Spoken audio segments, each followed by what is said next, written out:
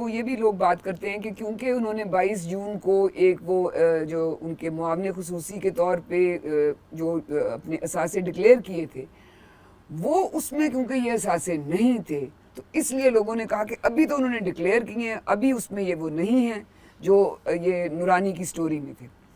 اب مجھے بتائیں کہ جس دن یہ سٹوری آئی ہے اسی دن باجوہ صاحب کا ایک ٹویٹ آیا تھا جس میں انہوں نے کہا کہ یہ جو سٹوری ہے ایک نامعلوم سائٹ ہے، ویب سائٹ ہے، اور اس پہ ایک بدنیتی پہ مبنی پروپیگنڈا میرے خلاف کیا جا رہا ہے۔ ان کے بیٹے نے بھی کچھ اسی قسم کی ٹویٹ کی، اور اس کے بعد ایک سوشل میڈیا پہ ہمیں 2 بیانیے سامنے نظر آئے کہ ایک کہہ رہے تھے کہ یہ سپیک کیونکہ اس کے خلاف کوئی سازش ہے، کوئی انڈیا کی طرف سے، کوئی انڈیا کا بھی کوئی ایک ویڈیو تھا اس سے پہلے جولائی کے مہینے سے، انہوں نے کہا کہ یہ سارا کی ساری سازش ہے اور ہماری اداروں کو بدنام کرنے کی اور سی پیک کو ٹارگٹ کرنے کی۔ دوسری طرف کا بیانیہ یہ تھا کہ نہیں جی احتساب ہے تو پھر سب کے لیے ہے اور کوئی اس میں سب برابر ہے۔ تو آپ ان 2 بیانیوں کو کیسے دیکھتے ہیں؟ دیکھیے یہ کہ جی یہ ہندوستان کی کوئی سازش ہے، دیکھیے ہندوستان تو سازش کرتا ہی رہتا ہے، اس میں تو کوئی چھپی ہوئی بات نہیں ہے۔ انہوں نے بھی پورا ایک سیلز بنائے ہوئے ہیں یہ اس قسم کی باتیں کرنے کے لیے، اور اسپیشلی پاکستان کی افواج کو ٹارگٹ کرنے کے لیے۔ بالکل یہ دس از 5th جنریشن وارفیئر جس کی بات ہوتی ہے، مگر اس کا یہ مطلب نہیں ہے کہ احمد نورانی یا نجم سیٹھی یا کوئی اور انڈین ایجنٹ ہیں، ایسی بات نہیں ہے۔ ہم محب الوطن لوگ ہیں، ہم سمجھتے ہیں کہ اکاؤنٹیبلٹی ہونی چاہیے، مگر ہم یہ بھی سمجھتے ہیں کہ صرف سیاستدانوں کی نہیں، ججز جنرلز کی بھی ہونی چاہیے اور میڈیا کی بھی ہونی چاہیے، اللہ خیر سے اگر چوری ہوتی ہے تو۔ مگر بات یہ ہے کہ یہ اگر سپیک کو ڈسٹروائے کرنا ہے، جو کہ اس میں کوئی شک ہی نہیں ہے کہ انڈیا اینڈ امریکہ اور اینٹی سپیک، بیکاز وہ چائنیز روٹ ہے نا، وہ تو وہ اس کے وضاحت کرنے کی ضرورت ہے، سب کو پتہ ہے اس بات میں۔ مگر بات یہ ہے کہ نواز شریف صاحب نے سپیک بنایا تھا نا، لانچ کیا تھا نا، ایکچولی سوچ آصف زرداری صاحب کی، جی بات آگے بڑھائی، اس کو پکا کیا، سیمنٹ میں ڈالا، معاملہ شروع کیا، یہ نواز شریف صاحب نے کہا۔ مگر جب ہمارے فرشتے نواز شریف صاحب کو انڈین ایجنٹ کہلوا رہے تھے تو یہ سوچا نہیں کہ یہ انہوں نے تو سارا سپیک کیا، تو کس منہ کے ساتھ انہوں نے نواز شریف صاحب کے کوئی الزام لگایا، اور ان کے میڈیا کے اندر جو دوست تھے یہی چل رہی تھی نا، بیانیہ یہی تھا نا کہ یہ ہندوستان مودی کا جو یار ہے، غدار ہے، ایسے ہی ہے نا۔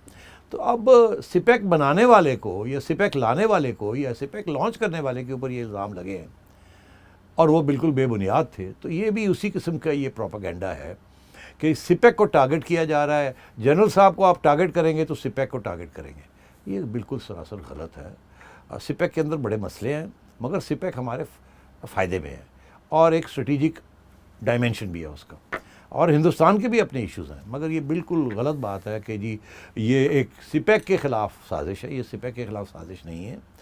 یہ جیسے میں نے آپ سے کہا، جو لوگوں نے یہ اقامے شروع کیے، جن لوگوں نے JITs شروع کی، جن لوگوں نے منی ٹریلز کی بات کی، جن لوگوں نے کہا اثاثے دکھائیے، جن لوگوں نے کہا FBR میں جائیے رسیدیں نکالیں، جس لوگوں نے کہا 40 سال پرانی رسیدیں نکالیں، جب آپ یہ اس قسم کی چیزیں کریں گے کسی کے ساتھ تو پھر یہ گھوم پھر کے کسی وقت آپ کے دروازے کے سامنے بھی آئیں گی۔ تو یہ اسی قسم کا سلسلہ ہے، کیونکہ بہت سے لوگ ہیں وہ سمجھتے ہیں کہ نواز شریف صاحب کے ساتھ زیادتی ہوئی ہے، بہت سے لوگ ہیں وہ سمجھتے ہیں قاضی فائز عیسیٰ کے ساتھ زیادتی ہو رہی ہے، اور یہ میں بہت سے لوگوں سے مراد یہ ہے، میں سمجھتا ہوں اکثریت اس ملک کی، کیونکہ 2 سیاسی جماعتیں ہیں، پیپلز پارٹی اور نون لیگ، اس ملک کی الیکٹرل جو ووٹر ہے اس کی اکثریت ان کے پاس ہے۔ وہ اور بات ہے حکومت کسی اور نے بنائی ہوئی ہے، مگر اکثریت ووٹنگ کی it double the amount of people are pro Peoples Party and Noon League then they are PTI۔ تو اس لیے میں یہ سمجھتا ہوں کہ یہ سوچنا چاہیے تھا ان کو، انہوں نے نہیں سوچا اور یہ اب صورتحال یہاں آ گئی۔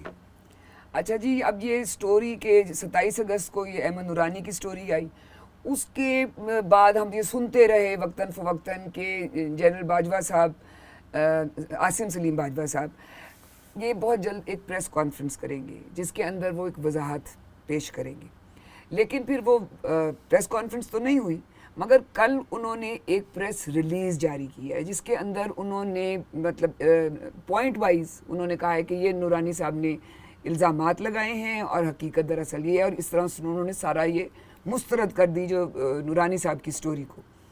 آپ نے وہ ریبٹل بھی دیکھا ہے جو ان کی طرف سے تردید آئی ہے. آپ کیا سمجھتے ہیں کہ جو انہوں نے وضاحت پیش کی ہے اور جس طرح سے انہوں نے حقائق اپنی طرف سے سامنے لے کے آئے ہیں وہ کتنے اطمینان بخش ہیں؟ نہیں، بالکل اطمینان بخش نہیں ہے. بہت سے اس کے اندر ہولز ہیں جس کو جب آپ غور سے اس کو دیکھیں اور بہت سے سوال بنتے ہیں. پتہ نہیں کل کیا ہوا، ایک پروگرام کے اندر ایک سوال پوچھا گیا اور اس وقت 3 منٹ کے لیے یہ لائن کٹ گئی اور وہ جواب نہیں ملا اس سوال کا. مگر سوال تو بہت ہے ابھی بھی. نہیں مگر بات دیا ہے انہوں نے جواب. جب وہ واپس آئے لائن پہ تو انہوں نے پھر جواب دیا. ہاں، مگر وہ تسلی والا جواب نہیں تھا. بہت سے سوال ہیں. مطلب میں اب کہاں جاؤں ایک ایک کر کے. میرا یہ جواب نہیں ہے کہ میں ان کو اب، یہ کسی اور کا جواب ہے. یہ فورینسک انالیسس ہے. یہ وہ لوگ ہیں جو JITs کرتے ہیں، یہ وہ لوگ ہیں جو فورینسک انالیسس کرتے ہیں. مگر بات یہ ہے کہ دال میں تو کالا ہے.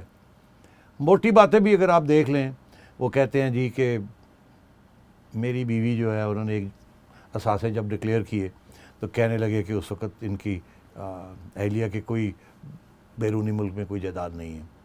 اور اب جب جائیداد نکلی ہے ڈھیر ساری تو کہتے ہیں ایک تو ڈھیر ساری نہیں ہے، وہ تھوڑی سی ہے. دوسرا کہتے ہیں کہ وہ بھی انہوں نے تحفے کے طور پہ بیٹوں کو دے دیے کہ 1 جون کو اس میں سے، اور پہلے 20 دن پہلے ہی انہوں نے یہ سب کچھ کر لیا تھا، اس لیے میں نے وہ لکھا نہیں. جی اب یہ بھی اس کی بھی تو ایویڈنس نہیں ملی نا، تو کہہ رہے ہیں نا ایسی بات. دوسری بات یہ ہے کہ خود کہتے ہیں کہ جی کاروبار جو گلوبل کمپنی کا ہے وہ $70 ملین کے قریب ہے. اور کہتے ہیں جی کہ ان کی جو چھوٹی سی انویسٹمنٹ تھی $20,000 کی، اگر وہ $20,000 کی انویسٹمنٹ تھی تو وہ $70 ملین جب بنے ہیں تو جب یہ انویسٹمنٹ ہوئی تھی تو یہ 20% تھی ٹوٹل انویسٹمنٹ کی. کہتے ہیں $80,000 کی ٹوٹل انویسٹمنٹ تھی کمپنی کے اندر، اس کے اندر کوئی 20,000 ان کی اہلیہ کی تھی. تو چلو سمجھیے 20-25% ان کا شیئر تھا. اب 70 ملین کا 20-25% شیئر تو ڈھیر سارا بنتا ہے نا. وہ کہاں گیا؟ وہ ان کو ملا نہیں، یا انہوں نے کسی جگہ پہ آگے دے دیا. اگر آگے دے دیا ہے تو اس کی بھی ایویڈنس ہوگی، پروف ہوگا، یا US انکم ٹیکس ریٹرنز میں ہوگا، یا انہوں نے کہیں پیسے پارک کیے ہوں گے، یا کسی اکاؤنٹ میں چلے گئے ہوں گے، یا گفٹ کر دیا ہوگا. جو کہتے ہیں میں نے گفٹ کر دیا تو اس کے سارا ریکارڈ ہوگا نا. تو بات یہ ہے کہ جب تک یہ ساری منی ٹریل آئے گی نہیں اس وقت تک یہ بات بند نہیں ہونی، یہ چلے گی. اور بہت سے اس قسم کے اور بھی بڑے ایشوز ہیں جو کہ ہمارے گروپس ہیں اس کے اندر یہ ڈسکشنز چل رہی ہیں، اور بڑے سمپتھیٹک لوگ بھی ہیں ان گروپس کے اندر جو کہ ان کو ڈیفینڈ بھی کرنا چاہتے ہیں. مگر جو ان کو ڈیفینڈ بھی کرنا چاہتے ہیں وہ خود کہہ رہے ہیں کہ یار کمال کی بات ہے کہ اگر سارا پاکستانی اگر ایسے ہی ہوں کہ $70,000 سے $70 ملین بن جائیں 10 سال کے اندر، تو اور کیا چاہیے آپ کو. تو میں یہ سمجھتا ہوں کہ باتیں تو ابھی بہت سی ہیں، آہستہ آہستہ نکلیں گی. یہ احمد نورانی بھی چپ نہیں کریں گے اور آپ دیکھیے گا اور لوگ بھی کود جائیں گے. بہت سی کمپنیز کے ڈیٹیلز آئیں گے، بیکاز یہ چیزیں چھپی نہیں رہتی. کوئی نہ کوئی نکال دے گا، شاید دشمن ہی آپ کے نکال دیں. مگر اگر دشمن بھی نکالتے ہیں تو اس کا یہ مطلب نہیں کہ غلط ہے. اگر کوئی ڈاکیومنٹس آ جاتے ہیں تو پھر کیسے ڈیفینڈ کریں گے. تو میں یہ سمجھتا ہوں یہ بات ابھی ختم نہیں ہوئی. اچھا، ابھی آپ کہہ رہے ہیں کہ آپ کو جو ان کی تردید آئی ہے وہ اتنی اطمینان بخش نہیں لگی. نہیں. تو کل انہوں نے عاصم باجوہ صاحب نے یہ اعلان کیا کہ بطور مشیر خصوصی، معاون خصوصی وزیر اعظم کے وہ استعفیٰ دے رہے ہیں اس عہدے سے. آج ہم نے یہ خبر سنی کہ جب وہ وزیر اعظم کو استعفیٰ دینے گئے ہیں تو وزیر اعظم نے استعفیٰ لینے سے انکار کر دیا ہے، اور انہوں نے کہا ہے کہ جو آپ نے وضاحت پیش کی ہے وہ اطمینان بخش ہے، میں مطمئن ہوں، تو آپ اپنا کام اسی طرح جاری رکھیں. تو بتائیں، یہ کل استعفے کی بات ہوئی، آج استعفیٰ واپس ہوا، یہ ہو کیا رہا ہے؟ میں آپ کو چڑیا کی خبر دے دیتا ہوں، کیونکہ ظاہر ہے آپ فش کر رہی ہیں نا کہ اندر کی بات کیا ہے. اندر کی بات یہ ہے کہ فرشتوں نے پہلے فیصلہ کیا کہ ہاں یہ اس کو سنبھالنا مشکل ہو جائے گا، اور باجوہ صاحب کو کہا جائے کہ آپ ریزائن کر دیں SAPM سے، کیبنٹ سے ریزائن کر دیں. کیونکہ جب آپ سپیک میں رہیں گے وہاں کچھ نہیں ہونا. یہاں پرابلم رہتے ہیں سارے، پالیٹکس ہے نا، that is out of politics, focus نہیں ہے وہاں. یہی تو ان کو ڈکلیئر بھی کرنے پڑے اپنے اساس، اسی لیے کرنا پڑا نا، تو وہیں سے پرابلم شروع ہو گئی. تو بہتر یہ یہاں سے تو نکلو. یہ فیصلہ ہو چکا تھا کہ آپ یہ چھوڑیں، اور پرائم منسٹر صاحب نے کہا ٹھیک ہے. وہ بھی کہہ سکتے ہیں کہ میں نے اکاؤنٹیبلٹی کرا دی ہے، مگر پوری اکاؤنٹیبلٹی نہیں، کیونکہ پھر کسی پیک سے بھی نکالنا پڑتا. تو بہتر یہ ہے کہ آپ خود ہی کر دیں. تو چلو جی انہوں نے، اور کہا کیا انہوں نے کہ جی میں کل کروں گا. جی اب یہ انٹرویو جو ہو رہی تھی یہ 10-11 بجے رات کو ہو رہی تھی. میری اطلاع کے مطابق اس سے پہلے فیصلہ ہو چکا تھا کہ یہ ریزائن کریں گے اور یہ اگلے دن جا کے انہوں نے کرنا تھا. مگر میری اطلاع کے مطابق اس رات کو ان کی اناؤنسمنٹ سے پہلے، اور شاید ان کو پتہ بھی نہیں تھا، میرا یہ کچھ لوگ سینئر لوگ پرائم منسٹر صاحب کو جا کے ملے، کچھ فرشتے ملے، اور وہاں کیا بات ہوئی وہ بات تو مجھے پتہ نہیں ہے، مگر اس کا جو رزلٹ نکلا ہے اس بات کا وہ یہی ہے کہ آج پرائم منسٹر صاحب نے ان کی ریزگنیشن ریجیکٹ کر دی اور کہا نہیں آپ رہیں یہاں.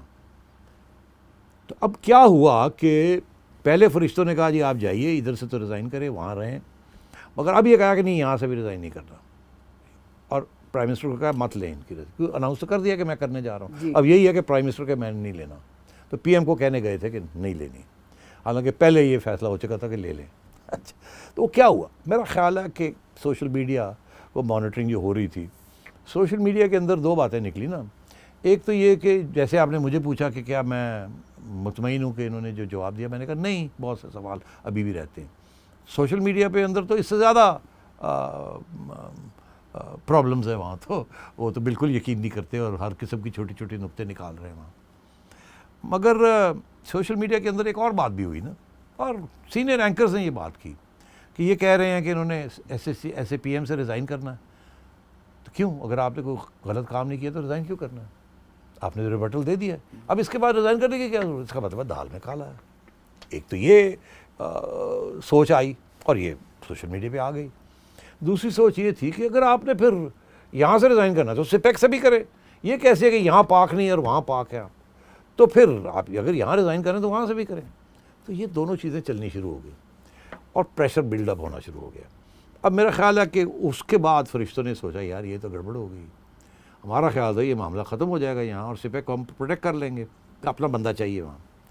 مگر یہ تو الٹا ہو رہا ہے، یہ تو یہ resignation is going to not leading to demands کہ وہ بھی وہاں سے بھی فارغ ہو آپ، اور اگر آپ انوسینٹ ہیں تو یہاں بھی نہ ہو. انہوں نے کہا پھر یہی فیصلہ کرو کہ رہنے دو، آج نہیں آپ اس کو ریورس کریں، بیکاز یہ ڈیمانڈ جو ہے کہ جی اگر آپ یہاں ریزائن کریں تو وہاں بھی کریں، یہاں اگر دال میں کالا تو وہاں بھی دال میں کالا، اور اگر یہاں دال میں کالا نہیں ہے تو پھر یہاں سے کیوں جا رہے ہیں. تو یہ پھر پرائم منسٹر صاحب کو یہ کہا گیا کہ نہیں آپ نے نہیں ایکسیپٹ کرنا، ہم ڈٹ جاتے ہیں اور ہم یہ اس کو چلائیں گے، اس بات کو ہم نہیں یہ داغ آنے دیں گے اپنے اوپر بھی اور نہ ان کے اوپر بھی، بیکاز یہ پھر آگے جا کے اور مسئلہ بن جائے گا. اس لیے بیک ٹریکنگ ہوئی ہے. دس از مائی اسیسمنٹ. اس کے اندر یہ مجھے پتا ہے کہ کل شام کو اور بھی ملاقاتیں ہوئی ہیں، کچھ لوگ گئے ہیں، اور یہ اس وقت یہ اباؤٹ ٹرن یا یو ٹرن ہوا ہے آن دس ایشو. اور میرا خیال ہے یہ باجوہ صاحب کو بھی بعد میں اطلاع کی گئی کہ بھئی یہ ہے اب نیا ایشو یہ اس طریقے سے چل رہا ہے. اس وقت تو یہ بزی تھے نا، ادھر ادھر جا رہے تھے، کبھی یہ کہہ رہے تھے کبھی وہ کہہ رہے تھے، اور یہ کنفرم بھی نہیں تھا کہ شاید یہ بات ہو سکتا ہے آج پھر اس کے اوپر ڈسکشن ہوئی ہو صبح. اس وقت شاید یہ بات ہوئی ہو، لوگوں نے کہا سوچتے ہیں اس کے اوپر، کل دیکھتے ہیں کیا ہوتا ہے، اور آج جا کے پھر فیصلہ ہوا کہ نہیں ان کو نہیں ایکسیپٹ کرنا. تو I think that's what's happened. تو یہ اب سٹوری بھی آ گئی، اس کی وضاحت بھی آ گئی، استعفیٰ بھی قبول نہیں ہوا، تو کیا مجھے بتائیں یہ معاملہ یہاں ختم ہو جائے گا؟ کیونکہ جب یہ سٹوری آئی تھی تب بھی الیکٹرانک میڈیا اور پرنٹ میڈیا نے اس کو کور نہیں کیا تھا، صرف سوشل میڈیا پہ چل رہا تھا. تو اگر اس کو معاملے کو ختم کرنا ان کے لیے اتنا مشکل تو نہیں ہوگا، ایک سوشل میڈیا ہی تنگ کرے گا نا، ورنہ کیا معاملہ یہاں اب دیکھیے اگر جنرل صاحب ریزائن کر دیتے فرام سپیک آلسو اور یہاں سے بھی چپ کر کے فیڈ ہو جاتے، یہ معاملہ یہاں ہی ختم ہو جانا تھا. کسی اور کے اوپر داغ نہیں آنا تھا. عمران خان صاحب کے بھی نمبر لگ جانے تھے، فرشتوں کے بھی نمبر لگ جانے تھے کہ ہم نے اکاؤنٹیبلٹی کر دی ہے، اور یہ سٹوری پھر ختم ہو جاتی ہے، ڈیڈ ہو جاتی ہے. ڈیڈ ایشو ہو گئی تھی، ریزگنیشن ہو گیا، ختم ہو گئی بات. مگر کیونکہ اب وہ نہیں ہوا تو یہ چلے گی.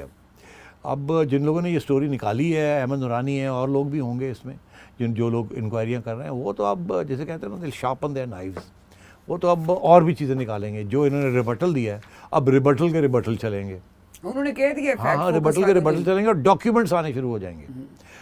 تو یہ رکے گا نہیں معاملہ. اور یہ بھی میں آپ کو کہہ دوں کہ کیونکہ یہ معاملے میں فیصلہ یہ ہوا ہے کہ اس کو اب ہم نے لڈ ڈال کے بند کرنا ہے، تو ریزسٹنس اس کے اوپر آئے گی، اور لوگ بھی ان کے اوپر بھی اب آنی باتیں شروع ہو جائیں گی. اور میں کیونکہ دیکھیے نا لوگ کمپیریزن کرتے ہیں نا، میں نے کہا آپ سے مکافات عمل، میں اب کہہ رہا ہوں کہ اب کیا ہوگا.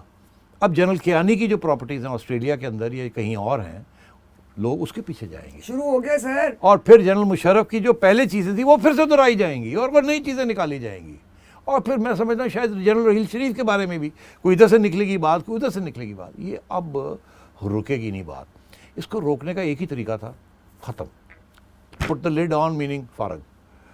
اور انہوں نے کیا نہیں, وہ انہوں نے جو فیصلہ کیا ہے ان مائی ویو یہ غلط فیصلہ کیا ہے, بیکاز یہ معاملہ آگے چلے گا, اور جب چلے گا تو اور لوگ بھی اس کے گھیرے میں آئیں گے, اور انفارچونیٹ ریٹائرڈ جنرلز آئیں گے اور ریٹائرڈ آرمی چیفز آئیں گے. یہ ہم ملک کے لیے اچھی بات نہیں ہے, یہ ہماری فوج کے لیے اچھی بات نہیں ہے.